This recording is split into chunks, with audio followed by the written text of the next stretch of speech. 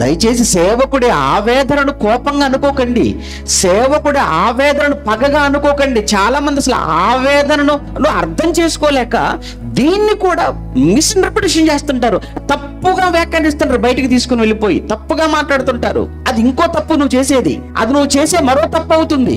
ఆవేదన మా కోసం కాదు, మీకోసం. మీ దేవుడి కోసం ఏం చేసామో చెప్పుకోవడానికి 10 ఉంటాయి. మీరు ఏం చేసి చెప్పుకోవడానికి కనీసం ఉండాలి కదా, ఒక 4-5 ఉండాలి కదా. అవి లేవు అని బాధ. కేవలం ఇక్కడే కాదు కదా మనం కలిసి ఉండవలసింది, ఇక్కడ కలిసి ఉండటం కోసం కాదు కదా మన సంఘంగా కూడుకునేది.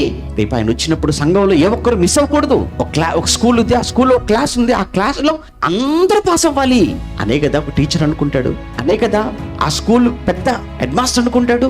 అలానే సంఘానికి ఒక సువార్థికుడుగా, ఒక సేవకుడుగా ఉన్నటువంటి ఎవరైనా సంఘానికి వచ్చేవారు అందరూ కూడా వారి జీవితంలో పాస్ అవ్వాలి, జీవితంలో నిలబడాలి. రేపు ఆయన ముందు జడ్జిమెంట్లో ఎవ్వరూ తప్పిపోకూడదు అని కోరుకుంటాడు ప్రతి సేవకుడు. ఆ ఉద్దేశంతోనే ఖండిస్తాడు, ఆ ఉద్దేశంతో గద్దిస్తాడు, ఆ ఉద్దేశంతో హెచ్చరిస్తాడు. వీటిని కూడా మీరు తప్పుగా అనుకుంటే ఎలా అవుతుంది చెప్పండి? ఆయన ఎప్పుడు కోపడతాడండి, ఆయన ఎప్పుడు హెచ్చరిస్తాడండి. మరి నువ్వెప్పుడు నేను ఎందుకండి ఇదే తప్పు చేస్తున్నాను అని నువ్వెందుకు అనుకో, నేను ఎప్పుడు ఇలానే ఎందుకు మాట్లాడుతున్నానండి అని అలాగో అనుకోవెందుకు? నేను ఎప్పుడు ఎన్నిసార్లు చెప్పినాగా నేను అనుకోకుండా ఉండలేకపోతున్నాను ఇలా ఎందుకు ఆలోచించావు? చాలా కష్టం అండి.